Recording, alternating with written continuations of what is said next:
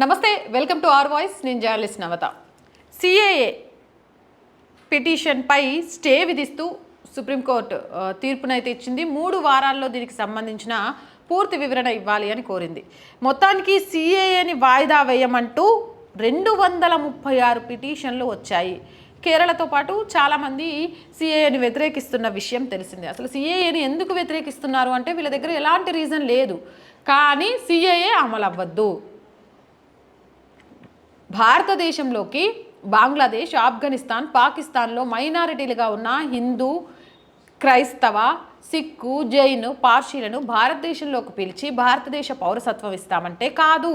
ముస్లింలకు ఎందుకు ఇవ్వరు అంటే ఒక ముస్లిం దేశంలోనే మత ప్రాతిపదికన ఏర్పడిన దేశాలలో కూడా అదే మతం మీద వివక్షత జరుగుతుందా? అయినా భారతదేశంలో ఇలా ప్రతి ఒక్కరికి ఇచ్చుకుంటూ పోతే ఇక్కడ తలెత్తే సమస్యలు ఏంటి? వీటన్నిటినీ కూడా ఆలోచించకుండా ఇవ్వలేదు, లేకపోతే ఇదేదో ఇక్కడ ముస్లిమ్స్కి అన్యాయం జరిగినట్టే అని ప్రజల్లోకి తీసుకెళ్లడమే కాదు, సిఏఏ అమలు జరిగితే ఏమంటారు, దొంగ ఓట్లతోటి గెలిచే నాయకుల పబ్బం గడవదు. కాబట్టి ఆ సిఏఏని ఎట్టి పరిస్థితుల్లో కూడా అమలు కానివ్వద్దు అని కొంతమంది రాజకీయ లబ్ధి కోసం ప్రయత్నం చేస్తున్న విషయం మనందరికీ తెలిసిందే. అయితే ఈ పౌరసత్వ సవరణ చట్టంపై స్టే విధించాలి అని కోరుతూ జరిపిన విచారణ ఏదైతే ఉందో ఆ విచారణలో 3 వారాల్లో పిటిషనర్లకు వివరణ ఇవ్వాలని కేంద్రం సుప్రీంకోర్టు కోరింది. ప్రస్తుతం స్టే విధించేందుకు నిరాకరించింది. ఈ కేసును ఏప్రిల్ 9కి వాయిదా వేస్తూ తీర్పును చెప్పింది. మొత్తం 236 పిటిషన్లు దాఖలయ్యాయి. Chief justice DY Chandrachud, justice JB Pardiwala, Manoj మిశ్రాలతో కూడిన ధర్మాసనం ఈ కేసును విచారించింది. ఇక సిఏఏని సవాల్ చేస్తూ ఇండియన్ ముస్లిం లీగ్ తరపు న్యాయవాది కపిల్ సిబాల్ వాదిస్తున్నారు. అలాగే 1995 నాటి పౌరసత్వ చట్టంలోని సెక్షన్ 2ను సవరించారు. పొరుగు దేశాల్లో మతపరమైన వేధింపులకు గురవుతున్న వారిని రక్షించాలన్న ఉద్దేశంతో సవరణను రూపొందించారు. కానీ దీన్ని అర్థం చేసుకోవడం మానేసి ఖచ్చితంగా కూడా ఇక్కడ ఏదో ఎందుకు అనంటే భారతదేశంలో రోహింగ్యాల సంఖ్య రోజు రోజుకి పెరిగిపోతుంది. భారతదేశంలో అక్రమంగా చొరబడ్డ వాళ్ళ సంఖ్య పశ్చిమ బెంగాల్ వ్యవస్థనే కుదిపేస్తోంది. అండ్ కేరళ పరిస్థితి, ఈరోజు తెలంగాణలో కూడా రోజు రోజుకి రోహింగ్యాల సంఖ్య పెరిగిపోతోంది. వీళ్ళంతా కూడా అక్రమంగా భారత్లో చొరబడి భారత్లో నిజంగా మైనారిటీలకు అందడం కోసం ఇచ్చిన రిజర్వేషన్ల ఫలాన్ని పొందడమే కాకుండా కొంత ఎందుకు అనంటే పొరుగు దేశం నుంచి వాళ్ళు విడిపోయిందే మత ప్రాతిపదికన. ఆ మత ప్రాతిపదికన విడిపోయిన వాళ్ళు మళ్ళీ ఇక్కడికి వస్తే కొంత విధ్వంసాలు రెచ్చగొట్టడంలో కూడా వీళ్ళు ప్రధాన భూమికను పోషిస్తున్నారు. ఇవన్నీ అనేది పక్కన పెట్టేస్తే అందరికీ శరణార్థులుగా భారత పౌరసత్వం ఇవ్వడము అనేది భారతదేశంలో చాలా కష్టంతో కూడుకున్న పని.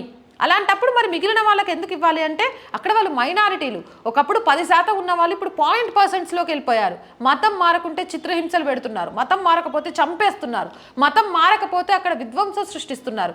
ఇలా ఒకప్పుడు కనీసం 10-15% ఉండే బంగ్లాదేశ్లో కానీ, ఆఫ్ఘనిస్తాన్లో కానీ, పాకిస్తాన్లోని కానీ ఈ ఎవరైతే హిందూ, క్రిస్టియన్, జైన్, పార్షి, సిక్కులు వీళ్ళు ఉన్నారో 0.5%కి కొన్ని అక్కడ మతాలు లేకుండా పోయాయి. మరి అలాంటి వాటిని కాపాడుకోవాలి. వాళ్ళు ఎక్కడికి వెళ్ళాలి? ముస్లిమ్స్కి సంబంధించి ఇంకా 46 దేశాలు ఉన్నాయి, ఇవి 3 కాకుండా. వాళ్ళు ఎక్కడికైనా వెళ్ళడానికి ఆస్కారం ఉంది, కానీ వీళ్ళు ఎక్కడికి వెళ్ళినా వివక్షత ఉంటుంది. అలా వివక్షతకు గురవుతూ ఆయా దేశాల్లో ఉన్న వాళ్ళకు భారత పౌరసత్వం ఇస్తుందంటే మేరా భారత్ మహానను గొప్పగా మెచ్చుకోవాలి. అలాగే దీనికి మద్దతు ఇవ్వాల్సింది పోయి దీన్ని ఆపాలి, స్టే విధించాలి, దీన్ని అమలు చేయకూడదు అంటూ ఈరోజు కోర్టు మెట్లెక్కడం అనేది అయితే హర్షించదగ్గ విషయం కాదు అని సమాజంలో చాలామంది ముస్లిం సంఘాల నాయకులే చెప్తున్నారు. ఈ నేపథ్యంలో ఈ కేసుకి సంబంధించి 3 వారాల పాటు వాయిదా వేసింది. దీన్ని ఇమీడియట్గా స్టే విధించడం అయితే కుదరదు అనే విషయాన్ని చాలా క్లియర్గా సుప్రీంకోర్టు తేల్చి చెప్పింది. దీంతో ఒక విషయం అయితే చాలా క్లారిటీగా అర్థమవుతుంది.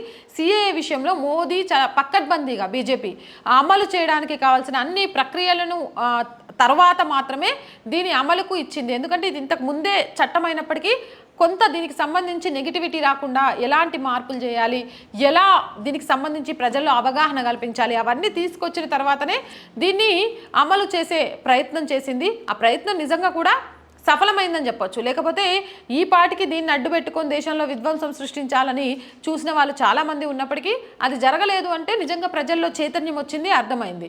కాకుంటే ఇలా అర్థం కాని కొంతమంది మేధావులు మాత్రం ఇంకా కోర్టు మెట్లెక్కే ప్రయత్నం చేస్తూనే ఉన్నారు. ఇక ఇది సిఏకి సంబంధించి సుప్రీంకోర్టు నుంచి వచ్చిన తీర్పు. మరి మీరేమనుకుంటున్నారు అనేది కింద కామెంట్ సెక్షన్లో తెలియజేయండి. ఇలాంటి మోర్ వీడియోస్ కోసం మన ఛానల్ వెంటనే సబ్స్క్రైబ్ చేయండి. వీడియో నచ్చినట్లయితే లైక్ చేయండి, షేర్ చేయండి.